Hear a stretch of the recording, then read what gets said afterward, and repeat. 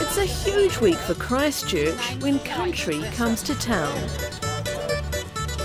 And the grand finale of Cup and Show Week is a first for New Zealand. On Saturday, Natasha, we're going to see 7,500 people fill the stadium with, an atmosphere which is nothing different than a WWF or a Krusty Demon style show. Every single seat in the house is completely sold.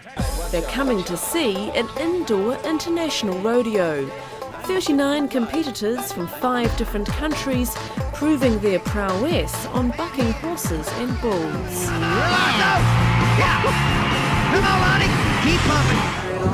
But rodeo has another side, and this is the one animal welfare groups want you to see. This is footage shot at Australian rodeos over the last 12 months.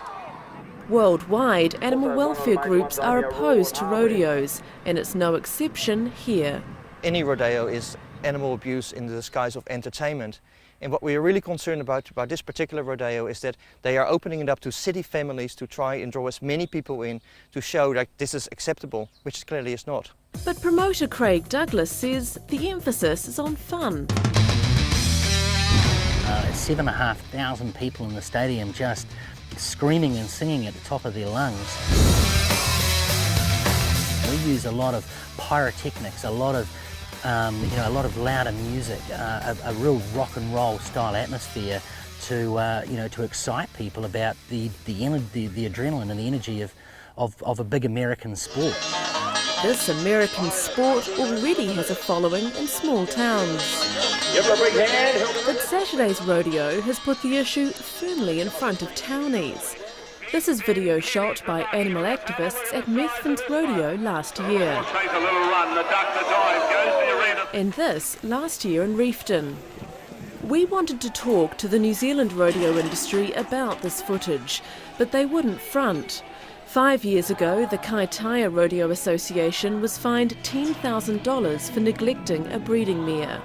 Rodeos are banned in the UK on animal welfare grounds. It's a complete wrong message that goes out to these kids. They'll be sitting there watching animals being abused with the seemingly approval of the adults there. When you say animal lovers, we don't feel right if our stock are not right. When you're hand feeding them that and them droughts and that, they get fed before you. That's true. Happy Gill is a 4th generation rodeo stock contractor from Wagga Wagga in Australia. He says rodeo animals are prized and valued.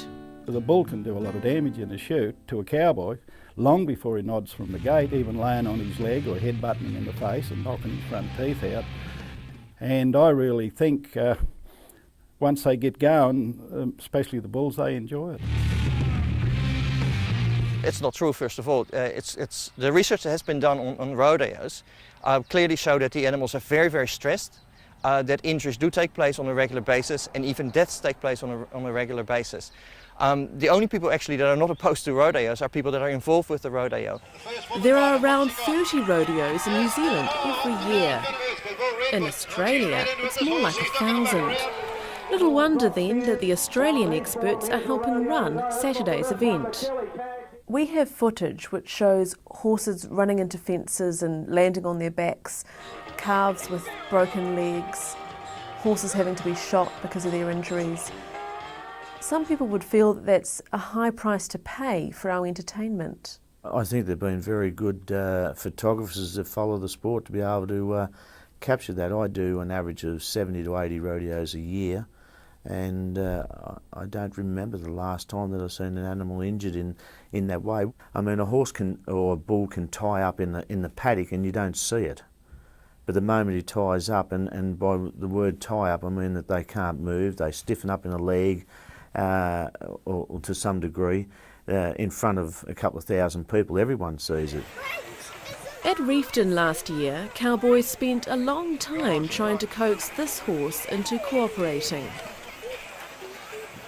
Some of the footage we have shows horses lying down in the stalls, not wanting to go out there. That doesn't look like they're enjoying it. They'll give you the impression that they may not want to come out, but all the time they're playing on the minds of the contestants as man against beast, and they play the part very well.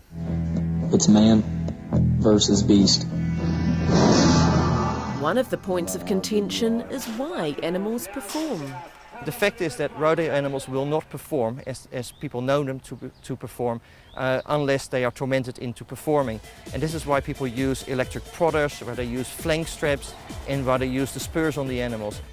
Oh no, I wouldn't say it's a matter of tormenting the animal at all, because he's bred that way. And as I said earlier, one of the most natural things for them to do is to buck. Saturday's rodeo has taken 3 years to plan at a cost of $300,000. So where will the animals be coming from? The exit areas? All the animals come from the back of house, out there in the backstage. Every animal has its own stock pen. There'll be no calf roping on Saturday, but the animal activist group SAFE is still going to protest. I'll be talking to the police and make sure that they will be there with us as well, because we probably need a bit of protection, because you know that the crowd at these rodeo events get pretty rowdy and a bit nasty sometimes, so make sure we stay together. They aim to target sponsors. Is this really what you want to be associated with? You know, the torment of animals is not really something that you should be proud of and financially support. Craig Douglas says the Rodeo Code of Welfare will be strictly adhered to. He wants his indoor rodeo to become a permanent feature of Cup and Show Week. Do you have any concerns about the welfare of the animals in the event? No, look, I looked into this event for 3 years. It was 3 years ago we started our planning. Myself, I'm an animal lover. If I had concerns about the welfare of the animals, then I wouldn't have entered into the event itself. There's little doubt that in the rodeo battle of man versus beast, man often comes off worse for wear. But then man has a choice. Cowboys say the animal has a choice too. If they perform, they stay alive. What happens to the animals? If they don't buck, then where do they go? We all know where they end up. You know, here in rodeo, they've got a chance to do something with their lives, and only those that want to perform are the ones that make it. But will the New Zealand rodeo industry make it? If Saturday's sellout is anything to go by, there's a strong market.